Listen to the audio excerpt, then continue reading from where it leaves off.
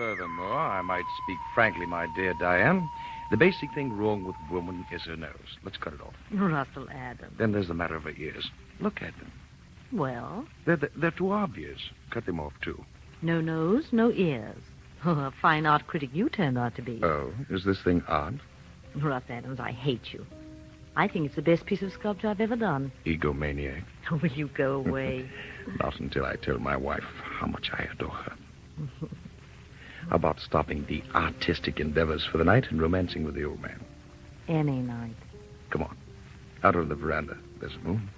Spoken as Professor Russell J. Adams, instructor of astronomy at our beloved university. I don't know a single scientific fact about this moon. It's a special satellite built entirely for romance. Then it's a date. After you, fair Diane? Why do you laugh? Just thinking it's a good thing we haven't any neighbors, or they'd think we were honeymooning. 10 years and 2 more weeks. Sweet. Why? For remembering. Why the sigh? Oh, it's such a lovely night. Yes. You're very lovely with the moonlight in your hair. Darling. 335 days out of the year, moonlight to me is just a reflected light of the sun. A light interesting only that it may be analyzed spectroscopically. But these 30 days of our vacation, Diane, oh, what a magical change. It's a soft lover's moon hanging in the heavens only to brighten your loveliness. Oh, and people wonder why I can't get excited about Ronald Coleman. Coleman? Who's he? Spoken like a true professor. He's a motion picture star. An absolute paragon of romance. Oh, well, perhaps I shouldn't neglect my movie-going. Oh, so much I mean, with such paragons to teach one. You do all right. Oh, Russell. What's the matter? I saw the brightest shooting star. Is that all? The way you gasp, I thought you saw the angel of death himself galloping over those meadows. There's another one. Look, Russell. My dear, for 11 months out of the year, the heavens have my full and undivided attention. Oh, but during this blessed month, let the heavens fall. I can't be bothered. I never saw such bright shooting stars. Yes, and another thing, my dear. As the wife of an accredited professor of astronomy, I think it no more than fitting that you give the phenomena that you observed its proper name, namely the fall of a meteor. There's another one. And another. Oh, Russ, how bright and beautiful. They travel at such a tremendous rate, the friction of our atmosphere burns them into a fiery vapor. There's more of them. Look, one after the other. I've never seen so many shooting stars. I mean so many meteors in all my life. Oh, so that's why you wanted me out here. You knew about this meteor shower, didn't you? It's one of heaven's free spectacles in this constellation. Every 3 years, and this happens to be the 3rd year. How frightening. Why frightening? Those great masses of stone and iron coming from who knows where in interstellar space, traveling millions and millions of miles, and then going up in such glorious flame just as they reach the end of their journey. Not all goes to flame. Hundreds of them strike the earth each year. Oh, Russell, there's no danger. Oh, no. The probabilities of being struck on the head by that cosmic rubbish is about 1,000 times more remote than winning a sweepstake without buying a ticket. Oh, look. That one. The brightest of all. Wait, Diane. What's that? I don't know. Something from Look the up. sky. It's shooting star. Look out, Diane!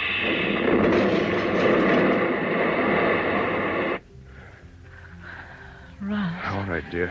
Everything's all right. What? How? A meteor. Must have landed out in the field there. Here, let me help you. You all right, dearest? Yes, I'm all right. Russ, where are you going? Out there. Where it must have buried itself. Wait here. I'll be right back. No, I'm going with you. All right, if you want to. Oh, Diane, what an experience we've had. The one chance in a million I spoke about almost occurred to us. But Russ, was it really a shooting star? That explosion like a bombshell? A bombshell of the universe. What will we find out there? A fragment of the meteorite, I But hope. it'll burn. No. All of its heat will have been dissipated. Then again, it may have exploded into 1,000 minute pieces. I pray to heaven that it hasn't. I'm afraid. No. The danger's all over. Here. The moon's so bright. If any of the mass landed, I should be able to find the torn ground where it smashed through the turf. Oh, please, darling, let's wait until morning. No, I must find the thing at once. The moon gives plenty of light. From the brightness of the flash, I'm positive that the meteor landed someplace right in here. I'll tell you. Look, What? the turf, all torn up. This is the place. Russell, are you mad? Get up off the ground. Right here. It must have struck a glancing blow off the brow of the ridge. I've got it. What? A fragment of it. Still warm. See? No larger than a baseball. All that was left of it. That's a meteor. A meteor, right. All that's left of the meteor that burned and exploded. What a find. Drop it, Russ. What are you talking Throw about? it away. Here, come back to the house.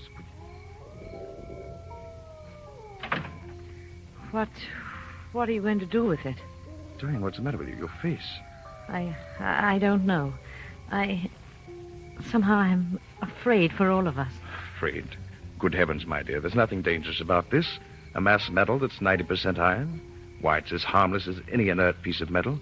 Come to the study. I'll show you where the rush of air against the incandescent Russ, metal... wait. Huh? Someone's crying. Yes. I'll go and see. It's Helga. Oh, Helga, you poor thing. We forgot all about you. Oh, Mrs. Adams, it was exploding. Now, everything's all right, Helga. What's going on, Diane? Oh, poor Helga. The explosion frightened her out of her wits. Oh, Mr. Professor Adams, we die. We all die. Don't be a the fool. The fire, it come from the sky. It kill us. It kill you and me and everybody. We die. Everybody Stop it. die. Stop it. For heaven's sake, stop that. Fire from the sky. Take care of it, Diane. Give her a sedative or something. All right, Russell. All right now, Helga. Everything's all right. I'm going to get at this meteorite, so please quiet the dumb fool down as quickly as you can. Superstitious idiot. Simple phenomena, and she thinks the world's ending. Simple little meteorite. Iron, bit of nickel content. Nothing particularly unusual. Oh, Diane, quiet her down, will you? Yes. She'll be all right. You look a little rocky yourself. Here, sit here. She's very frightened. Yeah, and even you, Diane. Well? Well, you've acted so strangely, as if this inert piece of cosmic metal could cause some supernatural ability. What are you going to do with it? Nothing. Examine it. Here, I'll take some of this nitric acid. Where's that bottle? Here we are. Now watch closely, and I'll show you that the stone consists of ordinary elements. Iron. Russell. What? This mark on it. How strange. Yeah. Funny, I hadn't noticed it before. Circles the entire stone. I wouldn't be a bit surprised that a blow right here would break it in half. Yes, I think I'll try to do that. No, Russ. Leave it alone. Good heavens, Diane. Nothing but a stone. All I'm going to do is try and break it along this fissure. See, I had a hammer and a stone. Here. What if the stone break? Almost solid metal. I'll try. By George, it did. Clean in half. What? Look. What's inside? Flash. Oh, Russ, how... Negative gray protoplasmic. No, it can't be. It can't. This is a meteor. It came from out there. There is no flesh. Nothing could live. Russ, look. Huh? It's growing. Growing?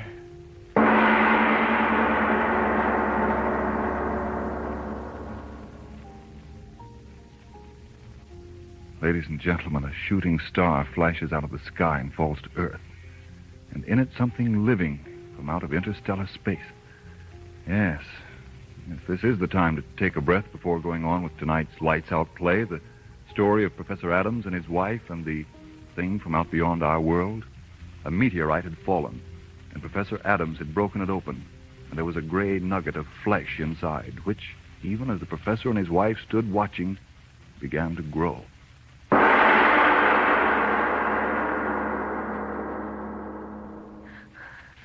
Faster and faster. Gray flesh. Growing. Oh, Russ, I'm afraid. No, Diane. No, wait. Control yourself. This is something we've got to see, both of us, calmly, so we can tell others clearly what we saw. I'll try. Oh, Russ, keep your arm around me. Larger and larger. Listen, the noise as it grows. I hear it. When will it stop? When? Look. Look. I can't. That horrible gray flesh. But you must see it. Look. It's forming into something. What? A head. It's forming into a head. Oh! How can it be, Diane? flesh in a meteor growing into a head. I see it. A head. Horrible head. Diane, you heard. Yes. The head without body speaking. Yes, speaking. Russell. You hear and understand me. Thick lips. Laughing. I laugh at the fear and wonder in your simple little faces. Who are you? What are you? If I told you, would your little earth mind understand? Oh. Tell us, whatever you are. Tell us what you are. What you on earth will soon have for masters. No, wait, Diane. I must know. You thing... what can I call you? Tell me what you mean, you... masters.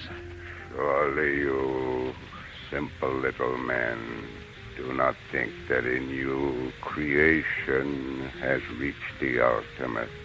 Oh. Gray flesh talking. I'm getting out. You will stay. Russ, I can't move. Nor I. You cannot move. Who are you? Tell us, who are you? You saw how I came. A tiny bit of protoplasm in that meteorite? So I willed myself to be, to reach your earth. You came here in that? Through space? Through space beyond your furthest conception, earth thing. Many of my people have tried. I am the first to succeed. Then meteors are the means we have used to try and reach this haven of plenty. I am the first. Now there will be others. You're from another planet? An old world, old beyond your understanding. A world grown cold in its age, empty with passing years. We must escape to a young, fertile world.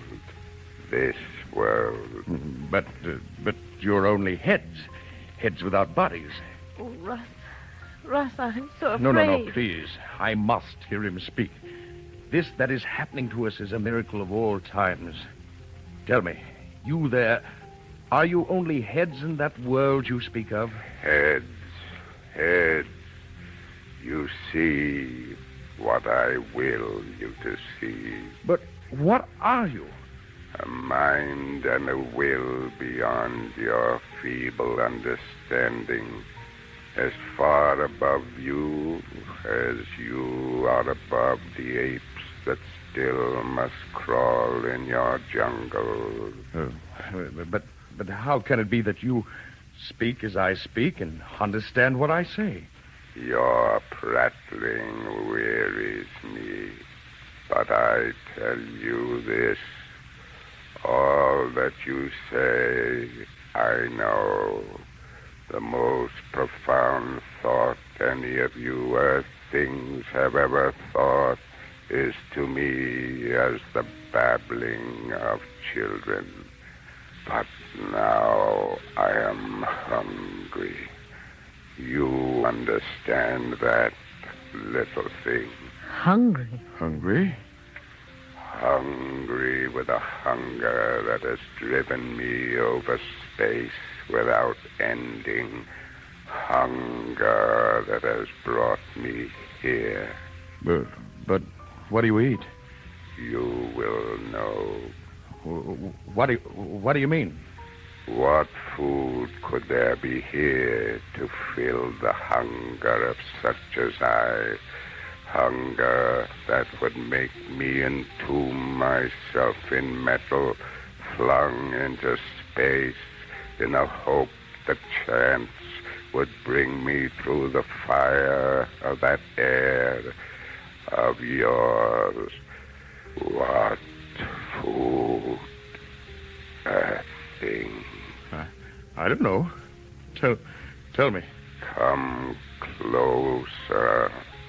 A thing. Oh, no. And why, oh no, a thing. You don't... Human? Human. You think you crawling worms are human to us. But if you're man... But we are not men. You are the cattle, and we are the keepers. Oh. You raise the cattle for life, and we for centuries have raised such as you on our world for life. But now, as I told you, our world has grown too old and too cold. The herds of you die, and we grow hungry. That is why I am here. We need new cattle. Here there are so many of you. Earth woman. Russell, it spoke to me. We've got to get out of here. Earth woman. No. Stop it. Don't look at me. Stop it. Come No. closer. Don't listen to him, Diane. Closer. No. Don't move, Diane. Stay where you are. Stay right there. You hear only me, Earth woman. Only you. No, Diane. No. Don't say that. Don't look at that monster, Diane. Don't look at... Closer, Diane. Yes. No. Closer. No, Diane. Stand still. Don't move toward it.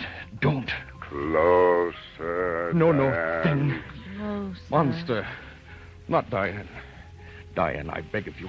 Don't go closer to it. Closer. No. Closer. Closer. I'll kill you. Closer. If I could only get through you. Closer. Soon you will move to me as she No. is. No. Closer. Diane, Closer. if I could move. Closer. Diane, Closer. I've got to find the way. The strength to stop him. Diane, you're almost...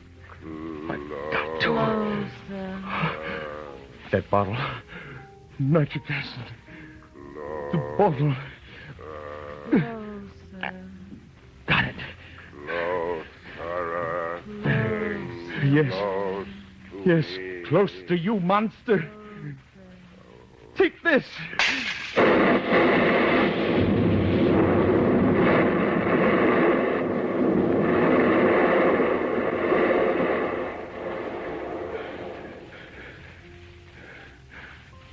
A pool of flesh. Flesh. That's all. Diane, wake up. Open your eyes. I've killed the thing. I killed it. Diane, it's all right. Russell. I've killed it. Oh. Diane, look. Outside, it's still dark. Yes, the sky's still streaked with the Russian meteorites. And that thing said more of the monsters of his breed are trying to reach this earth. To feel that devil's hunger in them. Another meteorite is just there. And in it, perhaps... Oh, Diane. Diane. Is that truly to be in for mankind?